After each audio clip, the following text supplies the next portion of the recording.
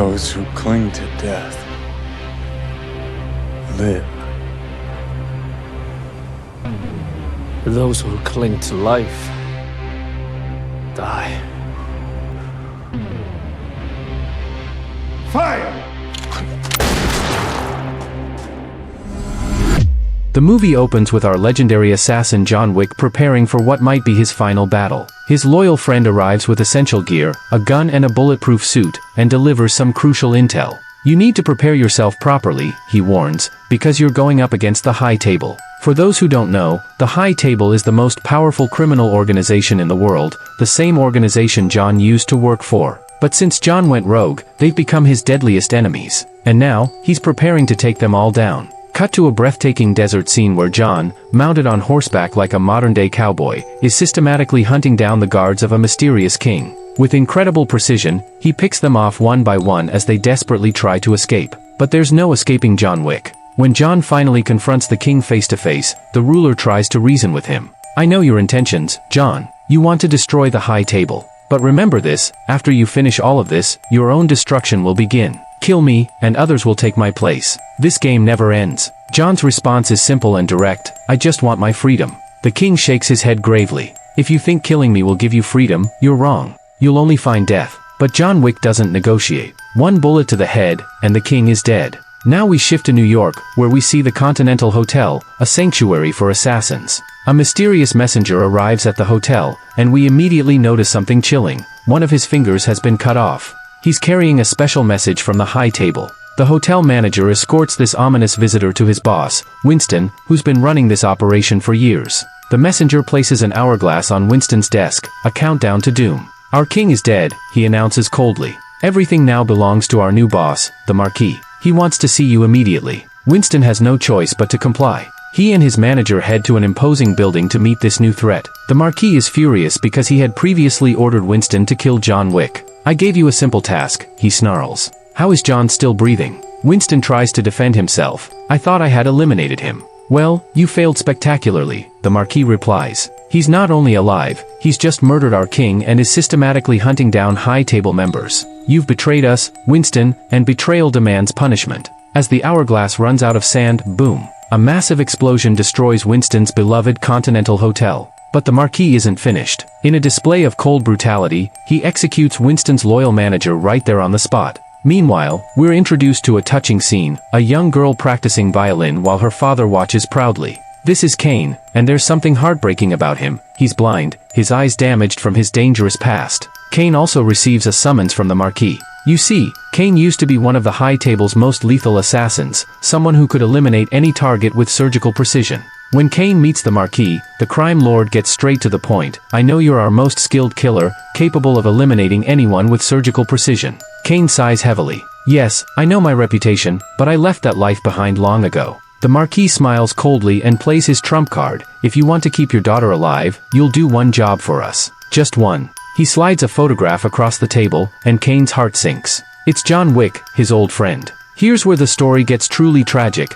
John and Kane were once the closest of friends. But now, Kane has no choice but to agree to kill him, because his daughter's life hangs in the balance. The scene transitions to a unique hotel in Osaka, a place with one sacred rule: no violence allowed on the premises. It's a neutral sanctuary where even the deadliest enemies must coexist peacefully. No fighting, no killing, no bloodshed whatsoever. The hotel owner's daughter warns her father. The mafia is hunting him. They'll track him here. But the owner stands firm. John is my friend, and I have a duty to protect him. I'll keep him safe from those killers. Their conversation is interrupted when several of the Marquis' men storm into the hotel. We know John Wick is hiding here, their leader demands. Hand him over now. The hotel owner doesn't flinch. He's not here. You're welcome to search, but you won't find him. But these aren't ordinary thugs. They've come prepared for war. The Marquis' men draw their weapons and launch a full-scale assault on the hotel. Fortunately, the hotel owner has his own team of skilled fighters. What follows is an absolutely spectacular battle sequence. The hotel's defenders are like something out of a martial arts epic: master swordsmen, expert archers, and crack marksmen. Even the owner's daughter joins the fight, proving she's just as deadly as any trained assassin.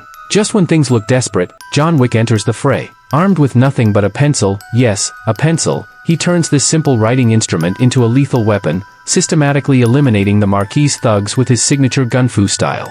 But the real challenge arrives when Kane shows up. Despite his blindness, he's adapted incredibly well to his disability. He carries a specially designed fighting stick that vibrates when enemies approach, essentially giving him a sixth sense in combat. The moment John appears, Kane immediately senses his presence. These two old friends are now forced to fight each other, a heartbreaking confrontation years in the making. But before their battle can truly begin, another player enters the game, a nameless bounty hunter who's been tracking John for the massive price on his head. Interestingly, this bounty hunter actually saves John from Kane's attack. Why? Because he's waiting for the bounty to increase even more before making his move. Greed makes people patient sometimes. As the hotel battle reaches its climax, Kane corners the fleeing hotel owner and his daughter. The owner makes a desperate plea, "How can you forget our friendship? There was a time when you, John, and I were brothers. How can you hunt us now?" Kane's voice breaks with emotion. "Please forgive me. I have no choice. My daughter's life is at stake." With a heavy heart, he kills his old friend. The daughter manages to escape and boards a train where she encounters John. From this tragic moment, a new alliance is born. Back at the ruins of his hotel, Winston surveys the destruction when John's friend arrives, the same man who provided the weapons at the beginning. The Marquis has destroyed everything they cared about, uniting them in their desire for revenge. Meanwhile, that greedy bounty hunter approaches the Marquis with a business proposal. Kane is also present for this meeting, and he offers some wise advice. Think carefully before making any deals with the Marquis. When the bounty hunter finally meets the Marquis, their negotiation is brutal. "Who are you?" the Marquis asks. "Nobody special. Just a nameless hunter. But I know where John is, and I'll kill him for 25 million. The Marquis is insulted by such audacity. He grabs a knife and stabs it through the man's hand, pinning it to the table. "If you pull your hand free from this blade, we have a deal." The bounty hunter doesn't hesitate. Rather than remove the knife, he tears his hand away from it, leaving the blade embedded in the table. Blood pours from his wound, but his deal with the Marquis is sealed. At his manager's grave, Winston meets with John to discuss strategy. John is consumed with guilt. "I'm sorry about your hotel. Everything that happened to you is because of me. You spared my life when the Marquis ordered my death." Winston has a plan. The Marquis has a massive organization, but there's an ancient rule we can use, the right to single combat. Challenge him to a duel. But there's a problem, only family heads can invoke this ancient right, and John abandoned his family years ago. To challenge the Marquis, he must first reconcile with his estranged sister. When John returns to his family, his sister's reaction is explosive, literally. She puts a noose around his neck and hangs him, furious that his presence endangers their entire family. The High Table's assassins are hunting him, and anyone sheltering him becomes a target.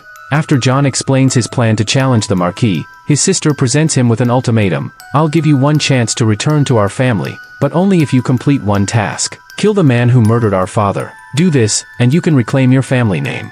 John's target is currently in a high-stakes card game, with both Kane and the bounty hunter waiting nearby. They know John will come for this man, so they're ready to spring their trap. When John arrives, his father's killer taunts him. Well, John Wick, you certainly have a lot of enemies. This man wants to kill you, Kane wants to kill you, and I want to kill you too. How about we play a little game first?" They engage in a tense card game, which the murderer wins. But John has the last laugh. He slashes the man's throat with the edge of a playing card and pursues him through a crowded nightclub. What follows is a spectacular chase sequence through the club, with John eliminating the murderer's bodyguards while dancers and patrons continue their revelry, oblivious to the deadly ballet happening around them. The final confrontation is intense. John's father's killer proves to be a formidable opponent, matching John blow for blow. But in the end, John gains the upper hand, sending the man tumbling down a flight of stairs where he meets his end. As proof of his success, John takes the dead man's gold tooth and returns to his sister. Satisfied with his completion of the blood debt, she welcomes him back into the family with their traditional ritual, tattooing a dragon mark on his arm. Winston then approaches the Marquis with John's formal challenge. John Wick demands single combat. The Marquis scoffs. Single combat requires family status, and John has no family. Actually, he does, Winston replies smoothly. His sister has restored his family name. Intrigued despite himself, the Marquis agrees. Fine. If John wants his duel, he'll have it. But I won't be the one fighting. I'll choose a champion. The day of reckoning arrives. John and the Marquis sit at an ornate table with steel cards spread before them, not paper, but actual metal cards that will determine the terms of their duel. They must decide three crucial elements: the location, the weapons, and the Marquis' champion. The rules are ancient and absolute. Whoever fails to appear at the designated time and place will be executed on the spot. In a quiet moment before the chaos, John meets Kane in a church. These two old friends share their stories, acknowledging the impossible positions they've been forced into. Both are trapped by circumstances beyond their control, yet both are determined to see their missions through. The Marquis, meanwhile, receives some unwelcome advice from one of his lieutenants. You made a mistake accepting John's challenge. I know him, he'll never let you win. The Marquis smiles coldly. That assumes he'll actually show up for the duel. What if he doesn't? He immediately orders his men to spread word throughout the criminal underworld. Whoever kills John Wick before the duel will receive an astronomical reward. As news of this bounty spreads, every assassin, thug, and criminal in the city descends on John. His friend arrives with weapons and armor for the upcoming duel, but John must first survive long enough to reach the designated location. The streets become a war zone as John fights his way through waves of attackers. He commandeers a car and engages in spectacular vehicular combat, eliminating dozens of pursuers while racing through the city. Watching from a distance, both Kane and the bounty hunter observe John's desperate fight for survival. When John takes refuge in a building, the Marquis' forces surround him, launching a coordinated assault. In a surprising turn of events, when some of the attackers threaten the bounty hunter's dog, John intervenes to save the animal. This act of unexpected kindness transforms the bounty hunter from enemy to ally. As dawn breaks, John faces his final challenge, climbing 200 stone steps to reach the duel location. But even here, assassins attack him relentlessly. Despite his exhaustion, John fights on, and in a surprising development, both Kane and the former bounty hunter arrive to help him. These unlikely allies work together, cutting through the last of the Marquis' forces until John finally reaches the summit where his duel awaits. The rules of single combat are explained. They'll use pistols, firing from 3 distances, 30 feet, then 20 feet, and finally 10 feet apart. Kane stands as the Marquis' champion. The two old friends shake hands one final time, then take their positions. At the signal, they fire simultaneously. Both bullets find their mark, striking each combatant in the shoulder. For the second exchange at 20 feet, Kane's shot hits John in the back, while John's bullet goes wide. Finally, at 10 feet, Kane's shot strikes John in the stomach, while John deliberately fires into the air. By the rules of the duel, Kane has won, meaning the Marquis is victorious. But the Marquis isn't satisfied with merely winning, he wants John dead. He approaches to deliver the killing shot personally. I never leave my enemies alive, he declares, raising his pistol to John's head. But Winston interrupts with a crucial observation. I think you've made an error. When Kane fired his final shot, John held his fire. He still has 1 bullet remaining. The Marquis realizes his mistake too late. John raises his weapon and fires his final bullet directly into the Marquis' head, killing him instantly. With the Marquis dead, the ancient rules of single combat declare John the victor. As promised, he receives his freedom, and the High Table agrees to rebuild Winston's Continental Hotel with their own funds. Most importantly, they swear that John will never again be hunted by their organization. As John descends the stone steps, his body finally gives out from his injuries, and he collapses. The movie's final scene shows a grave-marked John Wick, loving husband, where Winston and John's friend pay their respects. But here's the twist that keeps us all wondering. We never actually see John die. The film deliberately leaves his fate ambiguous. Did he succumb to his wounds, or did Winston create a fake grave to help his friend disappear forever? And with that tantalizing question mark, John Wick, Chapter 4 comes to its explosive conclusion, leaving us all wondering if we've truly seen the last of the legendary Baba Yaga. I'm genuinely motivated by each like, comment, and subscription you give to GOAT Recaps. If you enjoyed this recap, please subscribe to GOAT Recaps for more amazing stories.